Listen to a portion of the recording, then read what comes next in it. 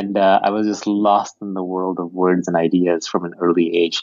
I think some of it comes from the happy circumstance that when I was young, nobody forced me on what to read.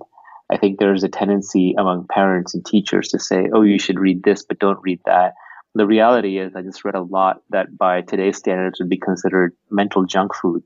But eventually, you just get to like reading. You run out of the junk food, and then you start eating the healthy food, right? Or your tastes kind of graduate. So I think to some extent that's what happened with me because I started from comic books and then went from that into mysteries and went from that into fantasy, then into sci-fi, and then from sci-fi I made it into science and then mathematics and then philosophy.